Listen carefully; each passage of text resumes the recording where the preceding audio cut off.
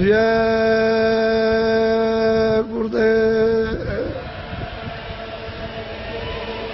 जय गुरुदेव, जय गुरुदेव नाम किसका, जय गुरुदेव नाम किसका, जय गुरुदेव नाम किसका। देखो ये मनुष्य मंदिर है, भगवान ने आपको अमूल्य चीज दे दी और सब कुछ आपके सुपुर्द कर दिया। उन्होंने अपने हाथ में कुछ नहीं रखा। इस मनुष्य को अनमोल चीज देकर के पूरी आजादी और पूरा अधिकार दे दिया। किसी तरह की भी उसने जरा भी किंचित मात्र भी रोक टोक नहीं रखी है। आप आंख से, कान से, मन से, बुद्धि से, हाथ से, पैर से जैसा चाहो वैसा कर्म करो, अच्छा बुरा, उसकी तरफ से जरा भी रोक टोक निशान को भी नहीं। देश की जितनी भी वस्तुएं हैं अपनी, देश में जितने भी मानव हैं सब अपने। देश एक मुसाफिर खाना है, एक सराय है जिसमें हम लोग सब के सब उस सराय में, बड़ी सराय है, बड़ा धर्मशाला है जिसमें आ रहे और जा रहे, और हम सब लोगों का मिलन थोड़े से समय के लिए, ज्यादा समय के लिए नहीं है। मित्र है, दोस्त हैं, परिवार है, बच्चे हैं, माँ है, बाप है, रिश्तेदार है, कौम है, कौमियत है, ये थोड़े दिन का यहाँ मिलन। इसका भी पूरा पूरा बोध करा देना है कि मुसाफिर खाना ये परदेश है, इसमें इस प्रकार का मिलन है। तो आप लोग जितनी देर तक मिलो जुलो सद्भाव, सप्रेम, एक दूसरे के इस मुसाफिर खाने में जो धर्मशाला उसमें काम आओ, आप उसके काम आओ, वो आपके काम। इससे परस्पर ये मानो भौतिक बुद्धि, प्रेम, विवेक का बढ़ेगा। जब प्रेम आपस में विवेक का बढ़ने लगेगा तो भौतिक बुराइयां अपने आप छीड़ होने लगेंगी, कमजोर होने लगेंगी। उनकी तरफ से बुराई, तरफ से लगाव कम होने लगेगा। चाहे वो हिंदू हो, चाहे मुसलमान, चाहे सिख हो, छोटा बड़ा, अमीर गरीब, कोई हो, लगाव कम होगा। जब हम में आपस में प्रेम बढ़ेगा, भौतिक सांसारिक बुद्धि विवेक का, तो फिर हमको ये सुनने को मिलेगा कि हम तो विशेष काम के लिए यहाँ भेजे गए। मालिक ने हमको अनमोल अपनी कारीगरियों से हमको ये तन, ये शरीर, ये जिस्म दिया है, तो हमारा काम तो और है इन्हीं के कामों के साथ में। तो आप में फिर आत्मिक जागृति आप में होगी और फिर वो आत्मिक प्यास लगेगी। जब भूख लगेगी, प्यास लगेगी, तो आदमी उसके लिए कि हमको प्यास लगी है और ये सब अच्छा नहीं लगता, तो वो दौड़ेगा कहीं पानी मिल जाए। तो महात्माओं के पास में ये जल है, भोजन भी है और जल भी, वहां इनको आध्यात्मिक पीने को मिलेगा। उनके पास इसका मुहाना है, स्रोत है, झरना है जो निकल रहा। उस घाट पर अमृत की धारा निकल रही। पीने वाले पी सकते हैं, लेकिन आपको प्यास लगे तब। मुंह बंद किए रहोगे, जबरदस्ती कोई मुंह में खोल करके अगर डालना चाहे पानी तो आप बंद कर लो, तो कैसे डालें? तो उसे प्यास के कारण मुंह खुल जाएगा। तो महापुरुष फिर शीतल, जैसे पपिया होता है, उसको जब प्यास लगती है तो इस पानी से उसकी प्यास नहीं जाएगी, वो घड़ों का घड़ों पी ले, लेकिन वो लेट जाता है पूर्णमासी के दिन और मुंह खोल लेता है कि मालिक मुझे बहुत प्यास लगी है, इस पानी से मेरी प्यास नहीं जाएगी। तो मालिक उसके प्रण को, उसकी तड़प को, उसकी प्यास को तो स्वाद की एक बूंद गिरा देता है, उसके मुंह में गिर जाती है, उससे वो जीवित रहता है। इसी तरह से महापुरुषों के पास जल है, भोजन है, वो आध्यात्मिक। लेकिन आप जब बाहर से अपना संबंध है, बाहर से अपने विचार और काम, भौतिक विवेक, प्रेम का नहीं बनाओगे, तब तक ये सब आपके लिए शत्रु हैं। ये चोट मारते हैं, जैसे हथौड़ी की चोट मारी जाती है, ऐसे ही शब्दों की चोट तीखी तीखी मारते हैं। तो उससे मतलब यह है कि शरीर जो है व्याकुल हो जाता है, बेद जाता है और किसी के शब्द बर्दाश्त नहीं होते। लेकिन जब प्रेम हो जाएगा तो सब वही कड़वे शब्द जो मारेंगे जैसे फूल लग रहे हैं, आपके दिल दिमाग पर उसका कोई असर नहीं किसी तरह का। तो असल में चीज यह है कि ये जो प्रस्ताव पास हुए ये काम के लिए, दया आपके साथ शामिल है। वो जब आप चलोगे तो निमित्त मान बन जाओगे, दया काम करें। काम आपका कम और मेहनत कम और काम ज्यादा दिखाई देगा। ऐसा मालूम होगा कि पहले ही से कोई काम कर गया, लेकिन तुम निमित्त मात्र तो बनो। तुम निमित्त मात्र बन के जब तो प्राप्त करो, और तुम निमित्त मात्र नहीं बनोगे तो ये बोध और अनुभव कैसे होगा कि आगे कोई काम कर गया। आपने काफले में देखा और लोगों ने, सबने कानों से सुना, बुद्धि से सोचा कि लोग बैठे हुए हैं, कहते हैं अरे भाई आपका काफला आप आज आ रहा कि कल निकल गया। कह लगे भाई वो तो अभी पीछे आ रहा, अभी तो नहीं निकला। कह लगे जो लाखों आदमी कल से निकल रहे झंडी लेकर के और जय गुरुदेव बोलते हुए, वो कौन लोग थे? हमने भाई वो तो काफला पीछे आ रहा। सब लोगों ने सुना काफला पीछे आ रहा। जब आपको यह अनुभव हो गया कि देश के भूत भी, प्रेत भी आपकी मदद कर सकते हैं, तो आप ये बात क्यों नहीं समझते हो कि दया हमारे साथ शामिल हो जाए, हम निमित्त मात्र बन जाए, काम करने वाले आगे काम कर देंगे। तुम समझोगे कि ये काम तो पहले ही से तैयार है।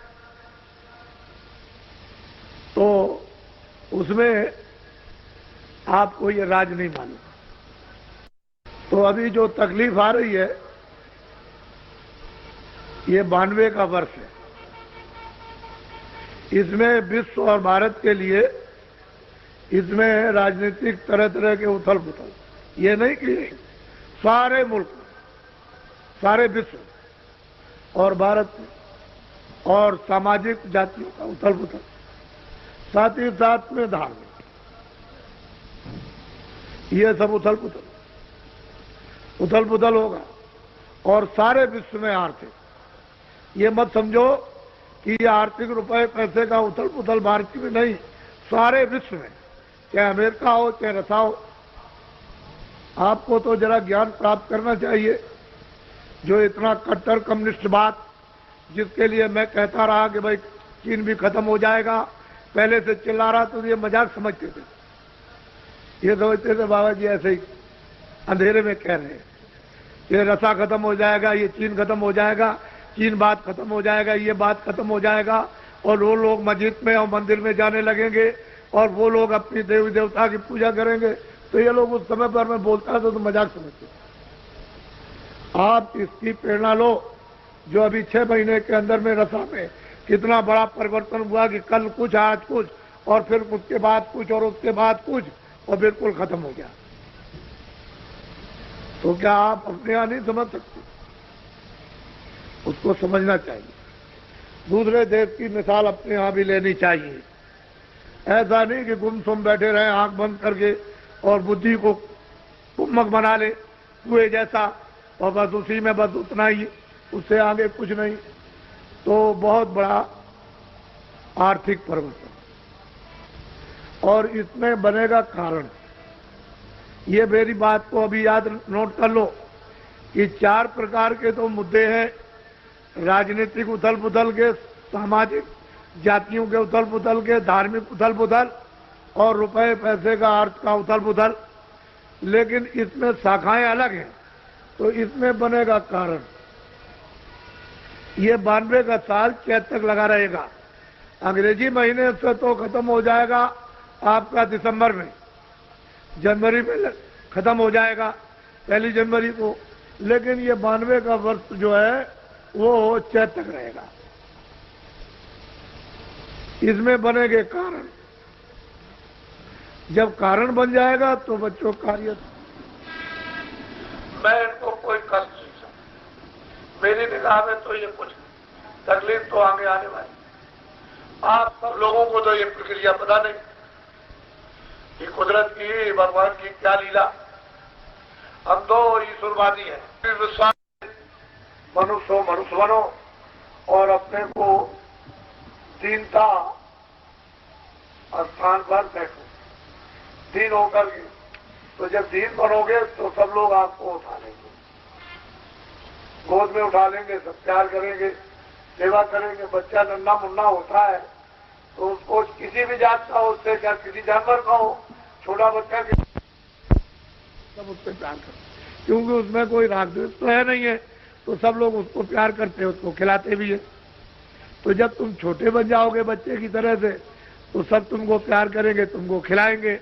तो तुमको छोटा बनना चाहिए।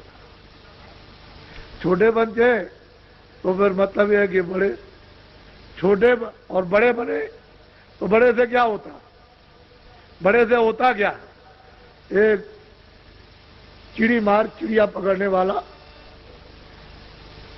वो चिड़िया पकड़ के बाजार में ले जा करके बेचता था। छोटी छोटी चिड़ियाएं पकड़ता था, बड़ी कोई नहीं पकड़ता था। बस एक पिंजरे में बड़े में ले गया और 2 आने की, 4 आने की, 2 आने की, 4 आने की, वो सब लोग आए और चिड़िया खरीद करके ले गए। तो एक बहुत चिड़ी मार, उसने कहा, अरे भाई तुम क्या देखते हो? कह लगे, भाई मैं देख रहा हूं, मुझे कोई मजदूरी नहीं मिल रही है, तुम देखते नहीं हो, ये चिड़िया ले आता है और बस आकर के यहाँ फटाफट 2-3 घंटे में बेच के चला जाता है, तुम भी चिड़िया पकड़ के ले आओ। तो बेचारा उसके कहने से गया, जंगल में इधर उधर देखता रहा, तो उसको देख करके चिड़िया उड़ गई, उस पेड़ से और दूर चली गई। तो एक तालाब में एक केकड़ा था, ऐसे बैठा हुआ था इस तरह से। तो उसने सोचा कि ये बहुत बड़ा भी है और मतलब यह है कि इसका दाम बहुत लगेगा। वो जितना चिड़िया सब बेची जाती है, जिनका दाम उससे ज्यादा इसी का दाम लग जाएगा। तो किसी तरह से उस केकड़ को पकड़ लिया, उसको पकड़ लिया और बाजार में ले गया, उसको बैठा। अब वो केकड़ा ऐसे करके बाजार में बैठा हुआ और छोटी छोटी चिड़िया सब लोगों ने 2 आने 4 आने की खरीद के चले गए और बेचने वाले भी चले गए। वो शाम तक अंधेरे तक ऐसा बैठा रहा। तो कहले, भाई तुम कौन हो? कह लगे, अरे भाई मैं तो आया था कि ये बड़ा है, एक ही पैसा दे देगा, तो मैं तो ले आया पकड़ के, इसका तो एक भी नया पैसा नहीं लगा। इसके बड़े बनने से क्या हुआ? छोटी छोटी चिड़िया यानी बिक गई और ये इतना बड़ा है और ऐसा मूर्ख और बेवकूफ, इसका कोई भी दाम नहीं लगा। तो जब बड़े बन जाओगे तो आपका कोई मूल्य नहीं। छोटे बन, परमार्थ में, मानवता में, मनुष्यता में तो छोटा बनना ही चाहिए। और छोटे बनते हैं तो क्षमा करना, अंग्रेजों के राज में जब लोग सेठ साहूकार मंडियों से जब अनाज खरीदते थे, जैसे चना है, तो मुझे एक मुनि मिले कि आप कहाँ रहते हैं? कह लगे, मैं तो बनारस रहता हूँ, मैं यहाँ अनाज खरीद रहा हूँ। क्या खरीद रहे? कह लगे, मैं चना खरीदता हूँ, मद्रास में भेज रहा हूँ। तो मैंने उनको 2-3 दिन ये मेहनत करते देखा, कभी 1000 बोरा, कभी 2000 बोरा, कभी 4000 बोरा रोज मतलब है खरीदे और रोज मतलब ये कि वो ट्रेन से भेजे। तो मैंने एकदम उनसे पूछा, मैंने कि मुनीम जी ये बताओ कि इसमें मुनाफा कितना होता होगा। कह लगे साफ खर्चा काट के, अपना खर्चा, यहाँ का खर्चा, पल्लेदारी का खर्चा और इसका खर्चा और उसका खर्चा और ले जाने का खर्चा और वहाँ का उठाने का खर्चा, वो जितना भी खर्चा है सब काट कूट करके एक बोरे पर 4 आने बचते, 4 आने बचते बस। सब खर्चा काटने के बाद एक बोरे पर 1 कुंटल पर 4 आने बचते, और 4 आने बचने पर भी वो करोड़पति है। तो उस समय पर कितनी मेहनत कि अच्छा से अच्छा सामान, और मतलब यह है कि ज्यादा से ज्यादा जब जरूरत हुई तो फौरन मद्रास, फौरन गुजरात, फौरन यहाँ, फौरन आसाम और भेज दिया। और 2 आने बोरा बच गया, 4 पैसे बोरा बच गया। लेकिन वहां जनता को भूखों नहीं मरने देते थे ये लोग। आज यह है कि यहाँ पड़ोस में भी अगर चिल्ला रही हो जनता कि हम भूखों मर रहे, अनाज नहीं है, तो यहीं बगल में नहीं जा सकता, इसी जगह। तो एक सेठ साहूकारों का प्रबंध और एक इनका प्रबंध, जमीन आसमान का अंतर। ये चिल्लाते रह जाए रेडियो अखबार पर और मौके पर वहां कुछ भी न जाए और ये कहते कि वो तो पहुंच गया, तो जनता को चकमा दिया, धोखा दिया, पहुंचा ऊंचा कुछ नहीं। तो पहले सेठ साहूकार इस तरह की सेवा करते थे।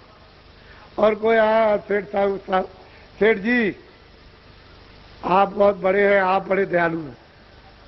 यहाँ ये सब गायें जो चरती हैं जंगल में, यहाँ कहीं भी पानी पास में नहीं है, तो हमारी प्रार्थना है कि एक बावली बनवा दीजिए। उनका अच्छा ठीक, चलो मुनीम जी एक बावली खुदवा दो, वहाँ जानवर प्यासों मरते। कहीं कुआं है, जरूरत पड़ गई, आदमी जा, कुआं बनवा दो। कह लगे बहुत आदमी आते जाते हैं, सेठ जी एक धर्मशाला बनवा दे। क्या अच्छा। तो वो अपने उस मेहनत से के उस कमाई में से पुण्य भी करते रहते थे। आज अगर कोई बना दे तो पैसे कहां से ले आए, तो वो भी एक काम नहीं कर सकता। तो धर्म में भी चोरी और धर्म में भी झूठ, और धर्मशाला बनवाने में, बावली बनवाने में भी धोखा और बेईमानी। तो ये बताइए कि अच्छे आदमी किधर रह गए। एक युग जमाना ये था, अच्छी कमाई थी, सब लोग शुद्ध पवित्र रहते थे भगवान पर। अब तो सब गड़बड़ हो गया। अब तो उसकी दिशा ही दूसरी है और वो आपको पकड़नी पड़ेगी थोड़े दिन के बाद। वो तो आप सब आपके सामने आ जाएगा, उसमें मतलब वो तो आपको पकड़ना ही है, बगैर पकड़े हुए काम होने वाला है ही नहीं। तो इसलिए उनको भी इज्जत मिलता था, कीर्ति होती थी, और वो भी समझते थे कि मेरी मेहनत में से कुछ लोगों की सेवा हो जाए, जनहितों की, तो अच्छा है। आजकल कुछ नहीं, आजकल तो सीधा दिल्ली और भोपाल दे आइए, पूरी कमाई में से तो रख लेंगे वो और कहेंगे जो भी कमाओ ले आओ, यहाँ नहीं। तो बेचारा क्या करेगा, इसी काम के लिए अच्छा समझता है कि ये कारखाने दुकानें सब बंद कर दी जाए तो अच्छा रहेगा। तो अभी ये दोषी, जनता कहती है ये दोषी, मतलब कहते वो दोषी। तो ये सब बातें जो है अनर्गल, अनविचार, विवेक में कोई चीज जानकारी में नहीं, जो जैसे आया वो पकड़ा आपने, उसकी दिशा वगैरह कुछ नहीं, बस चिल्ला रहे सबके। तो असल में पूरा का पूरा माहौल ही बिगड़ गया। अब धीरे धीरे आपको इस तरफ लाया हूं और इसमें ये चीज वहां तक पहुंच जाएगी, जंगलों तक। अब ये जंगलों के लोग भी चल पड़े और अपने आप को बदलने लगे। कितने कितने डकैत और चोर जो सरनाम थे, उन्होंने सब अपने अट्टे कट्टे, बंदूक, राइफलें बाहर की, ये वो सब उठा करके जमीन में गाड़ दी और अच्छे सज्जन बन के भगवान का भजन करने। तो कहने लगे मुझे महाराज अब कुछ नहीं करना, मैंने जो कुछ भी दुनिया में किया था सब कर लिया। अब तो मुझे अपने किए हुए की क्षमा याचना करनी है, पश्चाताप। अब मैं ये काम कभी नहीं करता। जब मेरी समझ में नहीं था, मेरी समझ में, अब मुझको मतलब ये कुछ अंकुर, कुछ बुद्धि विवेक में आया, ये मनुष्य शरीर जो कुछ रह गया उससे कुछ काम कर लिया।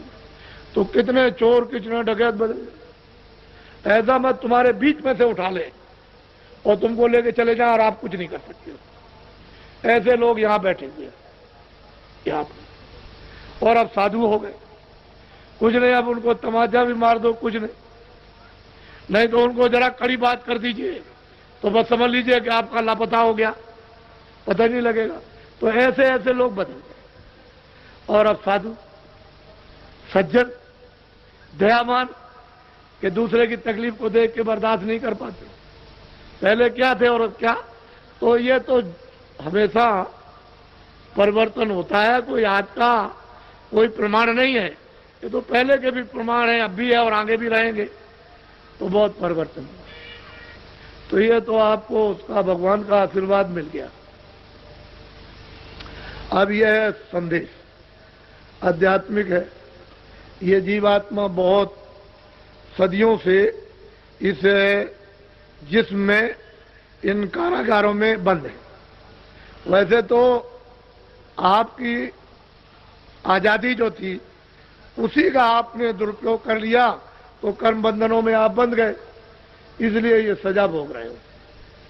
ये पशु पक्षी चार ही खाने हैं, अंडज, पिंजर, उखमज और अस्तावर। जो अंडे से पैदा होते हैं वो सब अंडज, जो भी अंडे से पैदा हो उसको अंडज खान कहते हैं। जो पिंड से पैदा हो, जेल से, वो सब पिंडज कहते हैं। उखमज कहते हैं जो जमीन से निकल आए, जीव जंतु आदि जब निकल आते उसको उखमज खान कहते हैं। और अस्तावर कहते हैं वृक्ष आदि जो पृथ्वी पर खड़े हुए। तो ये जीवात्माएं कर्म करके अस्थावर में यानी वृक्ष आदि उन्हीं में चली जाती और हजारों हजारों वर्ष तक जो है वहां खड़ी रहती। ऐसी जगह पर उनको जन्म दे दिया जाता है। जैसे नाखून है तो इनको आप काट दीजिए, यानी पके हुए नाखून, तो कोई तकलीफ नहीं।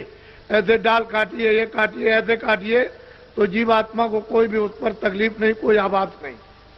उस तकलीफ का नाखून काटिए, बाल काटिए, मूछे काट दीजिए, दाढ़ी रोज बनाते हो तो आपको कोई तकलीफ नहीं। लेकिन चमड़ी काटो तो फौरन चिल्ला पड़ोगे, कच्चा नाखून काटो चिल्ला पड़ोगे। तो कुदरत ने ऐसी चीजें बना करके आपको दी है कि जीवात्मा को जहां जरूरत है वही तकलीफ और एहसास होता। तो वो योनि है 4 खाने 84। अब नस्लें हैं, 84 लक्ष्य नस्लें हैं। पिंडज खान में कई नस्ल के पंछी, कई नस्ल के जीव जंतु, कई नस्ल के सांप, कई नस्ल के पंछी, कई नस्ल के कीड़े हैं, कई नस्ल के जानवर हैं। ये सब छोटे बड़े जानवर। तो ये अलग अलग कई नस्ल के पेड़ हैं, कई नस्ल के उपजीव हैं। तो उसमें 84 लक्ष्य, ये 4 खाने। तो इसमें जीवात्मा बेचारी बंद, अपने कर्मानुसार सजा दे दी गई, भोग रही। आपको कोई अधिकार नहीं है कि भगवान ने उसको सजा दी है तो आप उस पर जुल्म करो। तो किसी जीव जंतु को आप अपनी समझ से उसको काटो ना। पशु हो, पंछी हो, कोई भी हो, आपको काटने का जिसको जिसने बनाया वही उसका जिम्मेदार है। वो बना भी सकता है, बिगाड़ भी सकता है। तो बनाएगा और बिगाड़ेगा। आपको अधिकार नहीं है। क्यों? कि आपको बिगाड़ करके फिर उसमें भेज देगा, सजा दे दे, तो फिर कितनी पीड़ा, कितना दर्द होगा। और नरक है अलग, वो दिव्य नेत्र ज्ञान चक्षु से देखने को मिलते हैं। लाखों लाखों मीलों की लगियां होती हैं, यानी बांस जैसी लगियां।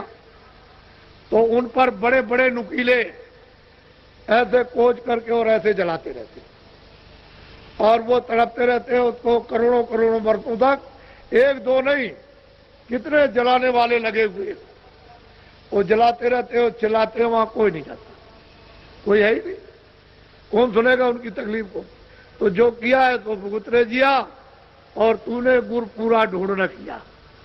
अगर गुरु को पूरा ढूंढता तो इस जिल्लत से, मुसीबत से, इस आफत से और इस पीड़ा से बच जाता। तूने तो किया नहीं, तो इसमें लगा रहा। तो और एक नरक नहीं, अनेक नरक। जलाने वाले अलग, दूसरे नाम के सड़ाने वाले अलग, तीसरे नाम के काटने वाले अलग। ये अलग अलग हैं, ये अनेकों नरक। उसने इनकी सजाओं के लिए सब स्थान बना रखे और वहां उनको डाल दिया। रोते चीखते चिल्लाते कौन सा। तो इसलिए ये मनुष्य शरीर जरा सी गलती पर अगर निकल गया तो बस फिर उसमें देर क्या लगती है, और उधर में बंद कर देगा तो आपके बस की बात होगी। आपके कोई बस की बात नहीं। कोई जब बाहर के लोग नहीं कुछ कर सकते हैं तो वो तो अंदर से पकड़ के ले जाती। बाहर की आंख और कान और ये वो एक दूसरे का कोई देख नहीं सकता, अंदरी से अंदर ले आए, अंदर से निकाले और उधर निकाल करके उसमें अंदरी से डाल दिया, उस शरीर में बंद कर दिया बस। तो ये अवगत यानी अधोगत, ये जीव को बेचारे को मानव शरीर पा करके फिर मिल गई, और मनुष्य शरीर जो आपको मिला वो अमूलक। तो मनुष्य रूपी ये दोनों आंखों के मध्य भाग में जीवात्मा ऊंचे शिखर पर बैठी है। तो आशा तहाँ बासा, जल की आशा वाले जल में बासा। भाई आशा के मुताबिक तो बासा हो गए, तो जल पृथ्वी की आशा वाले पृथ्वी में बासा। जो जहां आशा बांधेगा इस जड़ में वही तो उसको जन्म होगा। आपने देखा होगा पत्थर की चट्टान है और उसके अंदर एक कीड़ा, एक लंबा सा 1 फुट का 6 इंची का सामने दिखाई देता है बिल्कुल, और वो जिंदा है।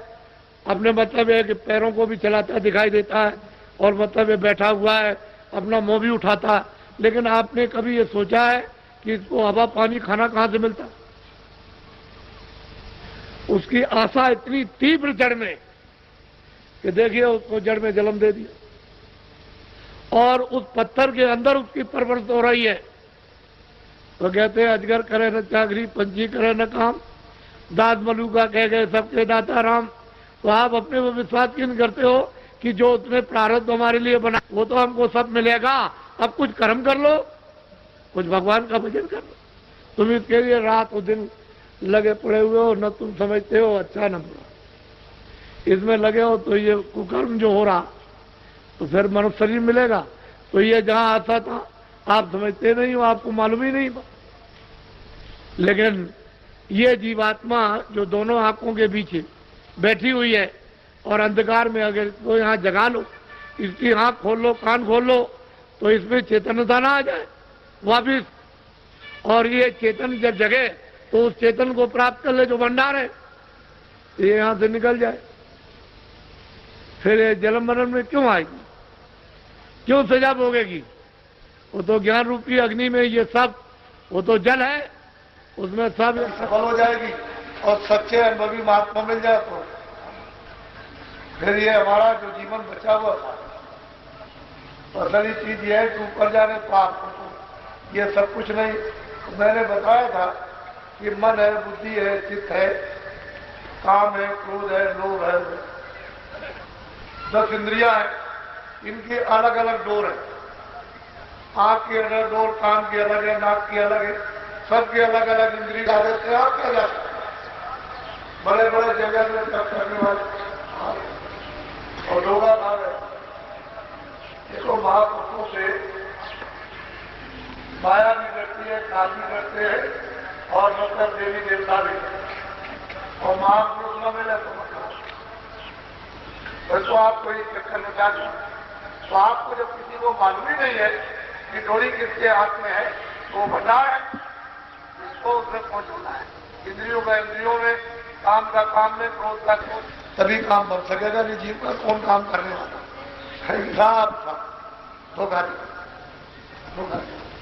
तो ये सब अंदर में जब दिव्य नेत्र ज्ञान चक्षु जब खुलता है और कान खुल जाते हैं और अंधेरा चला जाता है, प्रकाश इस सूरज से, चंद्रमा से, तारों से बहुत ज्यादा सामने जब प्रकट होता है, वो सब एक ही घटना में इतना चिल्लाया जाता कि वो दर्द फैल,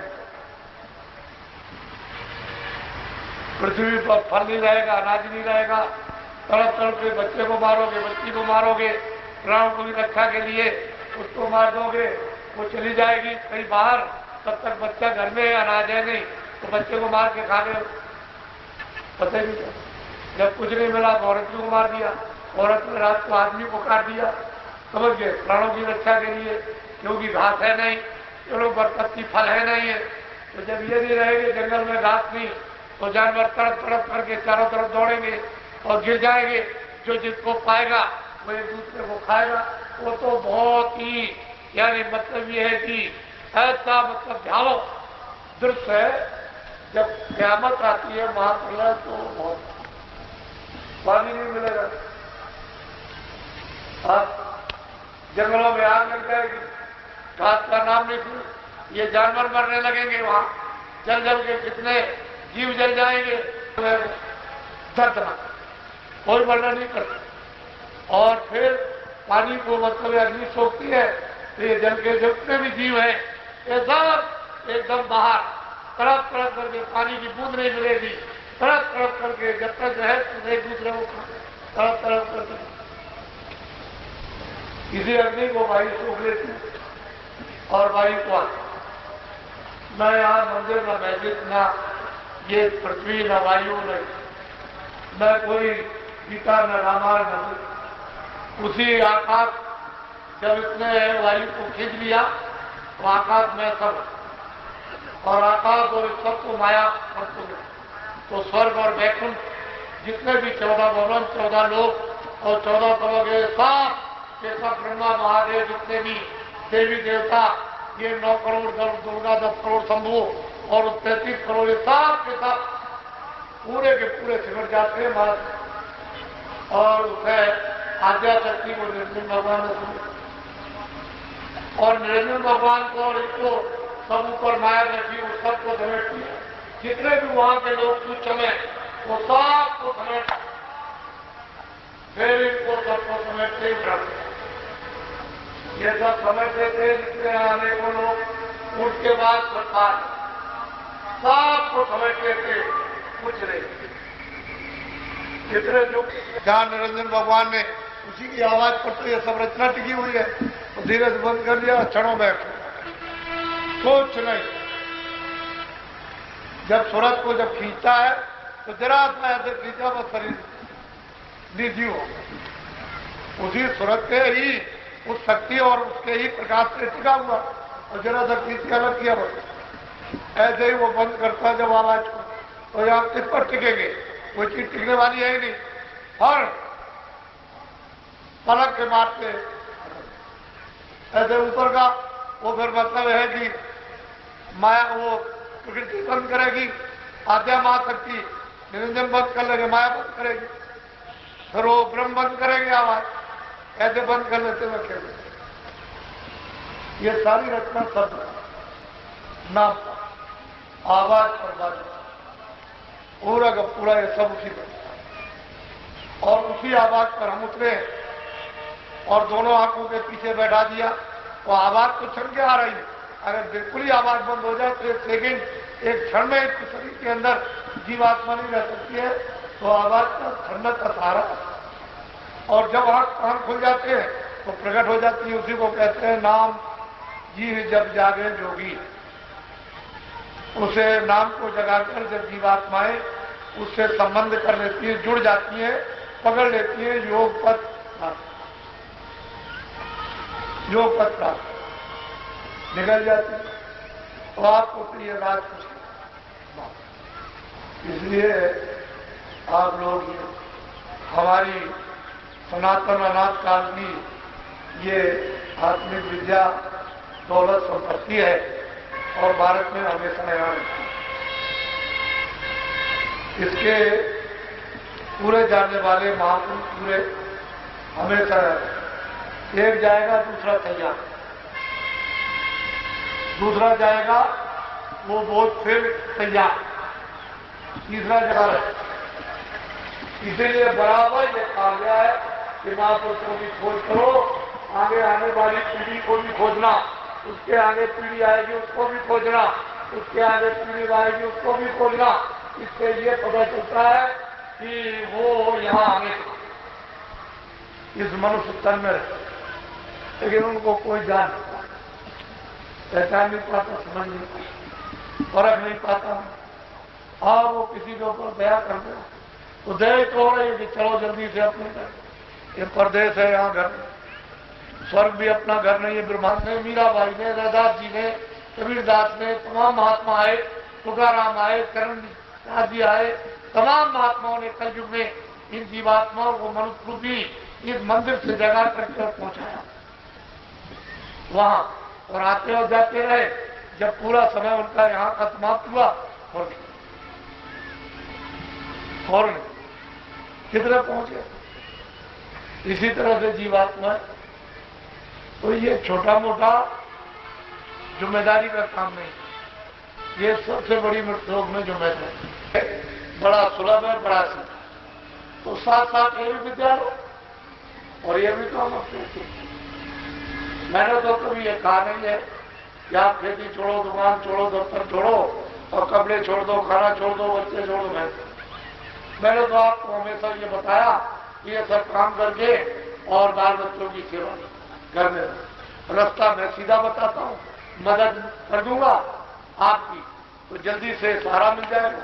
तो सीधा चलो अपनी जीवात्माओं से सच्चे भगवान का बोलो। घर में अरे 23 घंटे और काम करो, 1 घंटे थोड़ा सा इसमें समय दे दो, 5 मिनट, 10 मिनट, 15 मिनट, तो दिन भर 5-5 मिनट जोड़ लेना, 1 घंटा कर दे, 23 घंटे अपने काम करो। तो ये सुना। लेकिन घर बार छोड़ के जो साधु बन गए, चाहे आप उज्जैन में जाओ, काशी में जाओ, अयोध्या, मथुरा जाओ, भगवान का भजन नहीं करना, से भी दूर चले गए भगवान। एक भूसा से भगवान नहीं मिलता, दाढ़ी बाल पढ़ने लिखने से मिलता नहीं। वो तो जब जीवात्मा जगेगी तभी काम। फिर तो उससे बहुत दूर हो गए, उन पर तो काम, क्रोध, लोभ, मोह, अहंकार, ये भूत सवार हो गए और वो चट्टी लिए हुए उनको हट नहीं सकते, उनके पास हटाने का कोई उपाय नहीं है। तो मतलब है कि चट्टी लिए हुए, बुद्धि भ्रष्ट किए हुए। जब क्रोध आएगा तो बुद्धि भ्रष्ट होता है और झगड़ा हो जाता है तो धर्म नष्ट होता है, धर्म नष्ट हो जाता है, मानव धर्म चला जाता, और क्रोध आएगा तो बुद्धि नष्ट होगी। आप जब ये काम करोगे तो फिर ये तो हो ही जाएगा। तो महात्मा बन के आपने झगड़ा किया और क्रोध आपको आ गया तो बुद्धि नष्ट हो गई। आपकी समझ में अध्यात्मवाद क्या है? और कितनों की जाने चली जाए, धर्म के नाम पर क्रोध आए, बुद्धि भ्रष्ट हो जाए, कितनों की जाने ले लो, तो दया कहाँ रह गई? इसलिए दया तो कल्याण, ये तो आपको रखने को। और जब दया जीवों के प्रति नहीं होगी तो क्या जीवो? सब जीवों को मुझको मान, इन जीवों में होकर के मुझको मान ले, मुझको देख ले कि ये मैं ही यहां पर हूं, मैं इनसे अलग हो गया हूं, मैंने इनको अधिकार दिया है, ये खेल है और तू इन पर दया, तो दया करोगे तो पहचान। कोई भी आदमी ये समझना नहीं कि मैं नहीं रहूंगा तो काम नहीं होगा। सब अपने आप को नए सोचो कि मैं बिल्कुल नया हूं, पुराने से पुराने जो 20 साल के 30 साल के अपने आप को नए। जब तक ही आपको आदेश न मिल जाए कि आप किसी का काम करो, तब तक ये काम करना नहीं ये सब हो जाए तुम्हारे ऊपर आएगा और बड़े से बड़े नरक में सजा मिलेगी। ये काम करना नहीं, क्योंकि तुम इस बोझे को उठा नहीं सकते हो जो जीवों का बोझा, ये कुकर्म का बोझा उठा नहीं सकते हो। और तुम अपनी मन मस्ती में अगर कुछ काम करने लगे तो ये बोझा तुम्हारा ये बहुत हो जाएगा और फिर जुग जुग नहीं उठेगा। तो अपने आप को नया, बिल्कुल मैं नया हूं, कुछ नहीं जानता हूं, तब आप अपनी चीज को बचा सकते हो। जो चिंगारी है जो थोड़ी बहुत आपको मिलती है उसकी हिफाजत कर सकते हो जरा देर में, करो उसका धन और खजाना हिफाजत से बिल्कुल बचा करके रखो। कोई हाव भाव से ये न जान सके कि आपके पास में एक पैसा भी है, तब ये बचेगा। और जरा सा भी आपने इतना कुछ आपने कुछ तो लुट गए, आपके पास कुछ रहेगा नहीं। इसलिए संभल के हिफाजत। जब आपको नहीं कहा कि वही सिद्ध है ज्ञान, तो आप क्यों उसमें फंसते? बहुत लोग कान कर करके प्रचार करेंगे, जो तो हम सबको सुनाते हैं, सबको बताते हैं, तो ऐसा काम मत करना, नहीं बड़ी सजा मिलेगी। पीछे चिल्लाओगे, ये नकल का काम मत करना, नकली काम करोगे बहुत सजा मिल जाएगी। आप अपने बचने का काम करो, जिस काम के लिए है वो काम करो अपना, ताकि आपका छुटकारा हो जाए और आप खुद अपना नहीं कर सके, दूसरों की तरफ जुड़ गए तो आपके पास क्या कुछ। तो बहुत से लोग ऐसे अज्ञानी और मतलब यह है कि क्रोध में बुद्धि नष्ट करके ऐसी नकल करते हैं तो नुकसान होता है। ऐसा काम कभी मत, और ये कभी मत समझो कि मैं नहीं रहूंगा, मैं तो जहां कोई नहीं है, चलो मैं अभी चलता हूं देहात में और मैं तुमको जमघट अभी दिखाई देता हूं, वहां चल करके और तुम लोग छुप के देखना और देखो कितना बड़ा जमघट सुनने को आता, जहां कोई भी प्रसंग नहीं। तो ऐसा क्यों समझते? जो तुमसे सेवा हो जाए, आंख की, कान की, हाथ की, पैर की, धन की सेवा करो, अन्न की सेवा करो, पानी की सेवा, रास्ते में खड़े हो जाओ कि भाई इधर में संदेश हो रहा, तुम बता दो, इसका भी तुमको पुण्य मिल जाएगा, वो काम करो तुम अपना आध्यात्मिक पुण्य लेने का। ऐसा काम मत करोगे अपना भी नष्ट हो जाए और तुम भी वंचित हो, लोग भी वंचित हो। तो महात्मा ऐसी चीज आपको देते हैं कि जिससे आप कल्याण हो जाए। ये तो बहुत सुलभ है, लेट के करो बैठ। तुम बच्चों को पैदा होने देते, वो तो मालिक अपना विधान रखे है और मतलब ये वो अपना इंतजाम किए हुए, तुम उसके खेल को क्यों बिगाड़ने लगे? वो तो पैदा करने का रास्ता तो आप उसको बंद कर। नहीं नहीं नहीं, तो 40 करोड़ की आबादी से अब इस समय आज 2 अरब की आबादी है, तो आपने क्या कर लिया? क्या आपने कर लिया? बड़े नसबंदी गिरफ्तार करने वाले आए और अभी और रोकोगे और आबादी बढ़ जाए, कुछ नहीं कर। पता नहीं वो क्या हिकमत लगा के आपको क्या मालूम, तुम कोई उसके ठेकेदार? अरे जो ठेका दिया गया उसको तो किया नहीं और उस रास्ते को बिगाड़ने लगे कि हम तुमको दुनिया में नहीं रहने देंगे और तू कहा हम तुमको निकाल देंगे। ऐसा ठेका लेने लगे, जो काम दिया था जिसकी प्रतिज्ञा वो तो किया। इसलिए अब उस काम को नसबंदी गिरफ्तार को नहीं लगता। इसको ध्यान में जो किया है, एक बार देवियों जब महीने में मासिक होता तो आप लोग 5 दिन तक कभी स्नान न करो, हाथ पैर धो और कपड़े 10 बार बदलो, लेकिन स्नान मत करना, शरीर पर पानी मत। जब तुम पानी डालोगी तो खून खराब रुक जाएगा, रखे खून में बिंदा भी स्पुष्ट होता।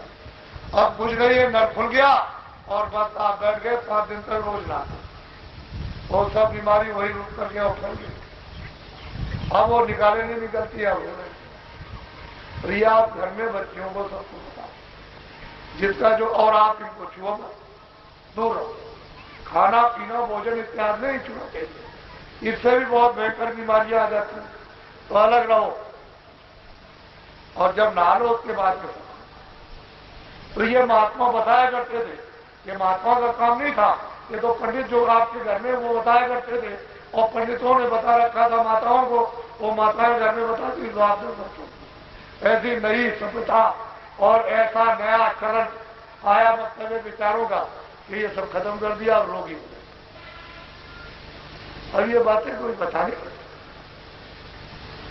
जो आपको हम बता रहे, ये तो आपकी बात थी, इसको पहले ही बता गया, लेकिन सब रोगी। इसलिए ये तो करो मत, जो किया तो कर, वो तो आपको दंड मिल ही जाएगा। लेकिन हाँ, अगर कहीं आ गए तो क्षमा भी हो सकता है, जब आप प्रार्थना तो क्षमा भी कर सकता है, लेकिन मां को क्षमा करेंगे और कोई और को क्षमा करने ही काल रूप में किनकर बनाना, शुभ और शुभ कर्म फल जाता है। मैं काल रूप हूं और सबको शुभ और अशुभ कर्म का मैं किसी भी कर्म को माफ हूं, वह तो ये, तो वो तो बड़ी ऐसी है अखंड है, वो तो इधर उधर हो नहीं सकती।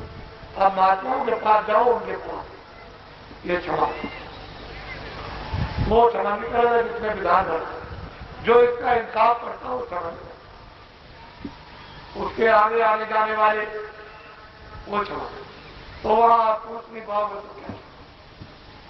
ये सब चीजें आपकी जरूरत की थी, उसको समझ लेना चाहिए। तो पहले ही आपने नहीं समझा और आप एक तो ये हो गया, एक तो चीजों में होते तमाम चीजों में या छोटे बड़े गाने सबको सब पसंद। और ये अमूलक चीज जो और जीवात्मा को कोई शिष्य बना नहीं सकता, ये उसका इसमें रूप है। तो अपने आप को शिष्य सब बने, क्योंकि मालिक के रूप को, मालिक की चेतनता को कोई मतलब शिष्य नहीं बना सकता। वो जो शिष्य बनने की बात है वो होगा जब तक अपने को बोध नहीं होता है, काम है, क्रोध है, लोभ है, मोह है, इनको दूर करने के लिए तो आप शिष्य। लेकिन जब ये आत्मा जाग गई तो नए गुरु और नए चेला, सब में बोले एक अकेला, वहां न गुरु है न चेला। ये विकार है, तभी तक अपने को समझते हो मैं शिष्य हूं और आप अपने को समझते हो गुरु। और विकार दूर हो गए, वो तो समझते ही नहीं आपको शिष्य, वो तो अपने आप को समझता है। तो मालिक के रूप को शिष्य होता है, न गुरु बना सकता, वो तो मददगार है, सेवादार है। और वहां तक पहुंचा देगा तो खुद पूछेगा कि कौन लाया, तो वो खुद चिल्लाएगा कि बलिहारी उन गुरु की जो गोविंद जी होता। ये सब श्रेय और सब कुछ ये उनका है जिन्होंने आपके साथ। तो मैं तो मृतलोक में उनको सबसे बड़ा वो कहता, उन्होंने कुछ नहीं कहा, वो तो कहते हैं हम तो इस सेवक। तो मालिक के उस रूप को शिष्य नहीं बना सकता, ये बड़ा गहन विषय है। और अगर शिष्य बना लिया और गुरु बन गया तो सीधा नरक हो, तबारा को अंधा गुरु और बहरा चेला वो हो नरक में ठेला ठेला। तो आप ये विद्या उस तरफ तो आप इसको प्राप्त करो, जो सरलता से आसानी से मिले उसको ले दो। अरे घर में गंगा बहे आपके गांव के किनारे, तो सबको उस ब्रह्म गंगा में अपनी आत्मा को अपना करना चाहिए। और नहीं करते हो तो फिर वो समय निकल जाएगा, वो तो मतलब है बहती हुई निकल गई और फिर सूख गई। तो आप क्या समझते, ये भागीरथी थे वही ब्रह्म गंगा जाए, ब्रह्म लोक से उसकी धारा, आसमानी आवाज, उन लोगों में बड़े बड़े दरिया बहते, कितने बड़े बड़े दरिया है जिनकी पैमाई कोई नहीं कर सकता, और उन्हें निर्मल स्वच्छ बालू का, मिट्टी का कोई नाम निशान नहीं। और नीचे देखो तो कितने लाख नीचे दिखाई देता है उस पानी में।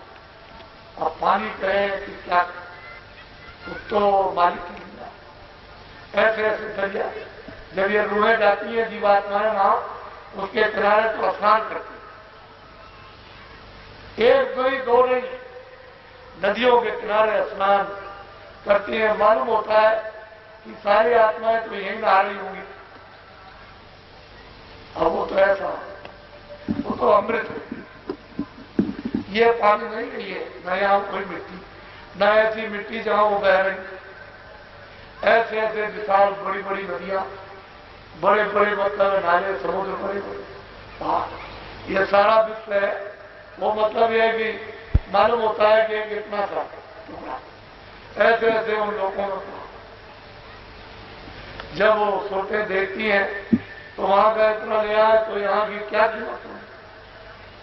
ऐसे आपके लिए उसने आराम, आनंद उन लोगों में रचना, ये सब मतलब ये कर रखी है, सब कुछ आपके लिए। आप यहाँ गलीज में पड़े हुए हो तो अच्छा, ये तुलसीदास जी ने जो लिखा है वहाँ त्रिवेणी में, हम यहाँ त्रिवेणी नहीं है, तो त्रिवेणी की नदी बड़ी, ये त्रिवेणी वहाँ क्या है, ये तो बालू मिट्टी की त्रिवेणी है, वहाँ तो मिट्टी नाम नहीं था, वहाँ स्नान। प्रकृत पार प्रभु बाती ब्रह्म निजे ब्रज अविनाशी ताम होकर कारण। कहते हैं सबका सृजनहार तो है, लेकिन रास्ता है। नाम को आवाज को पकड़ो तो पकड़ के चल चलोगे, उसने पौड़ी बना रखी है सीढ़ी, तो चल चलो सीढ़ी पर, महापुरुष धीरे से चलाने अपने आप तो चल के जाना तो मुसलमान सिख ईसाई कोई भी विवाद सामाजिक हो या जातियों का हो या धार्मिक, मोहब्बत प्यार से सब कुछ हल किया जाए। मोहब्बत प्यार में इतनी शक्ति और ताकत है कि किसी के भी दिल दिमाग को जीती। मोहब्बत प्यार में मुसलमान की लड़की हिंदू के साथ, हिंदू की लड़की के साथ, और माँ बाप समाज के लोग कुछ।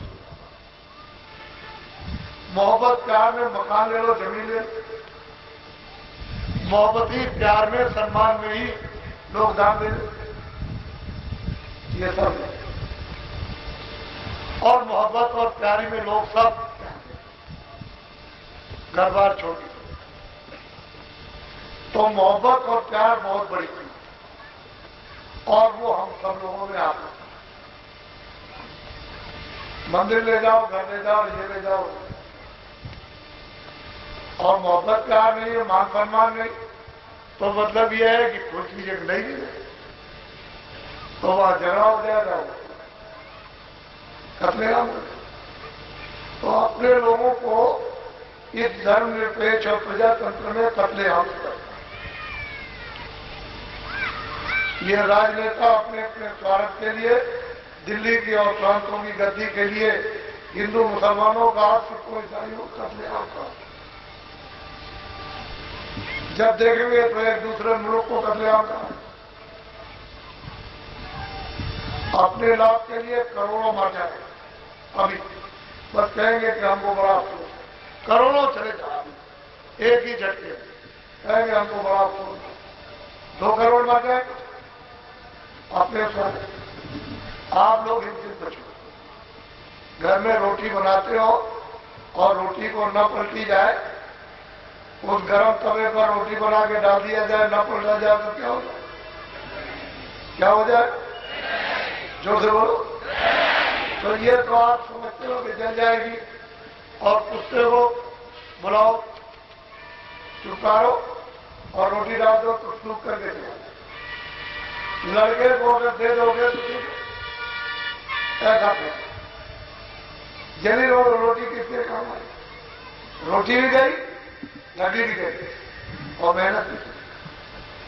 आपने सब सुना, क्यों कि विचार ही केवल इतना ही तो आपको करना था कि तवे में डालकर पकड़ दे, तो आटा भी चला गया, मेहनत भी चली गई और रोटी भी, किसी का काम नहीं। तो फिर पलट दो और तुरंत फिर पलट, और फिर पलट के उठा के चिमटे से जरा सा आग को गर्म, उसकी गर्मी से पक जाएगी और उसमें मिठा पाएगा, और सब लोग उसको खाएंगे। बहुत दारू और शराब का नशा, ऐसा नशा देश में है, जितनी भी छोटी और बड़ी से बड़ी बुराइयां, ये सब इस दारू के नशे से आए। अगर एक नशे का देश में त्याग तो 90% बुराइयों का नशा चल गया, और करके देख लीजिए आप। बाकी जो 10% रह जाए वो तो अपने शरीर को ठीक कर लो। तो आप जो कमजोरी जाहिर करते हुए जा, इससे आमदनी होती है, तो बुराई से आमदनी करके और फिर इसकी भलाई कर सकोगे। ये तो जब आप चोरी और डकैती का धन इन पर खर्च करोगे तो इनका भी अपनी करा जाए, वो भी हाथ से निकल जाए। तो ऐसा मत बोलो जय गुरुदेव, जय गुरुदेव नाम किसका, जय गुरुदेव नाम किसका।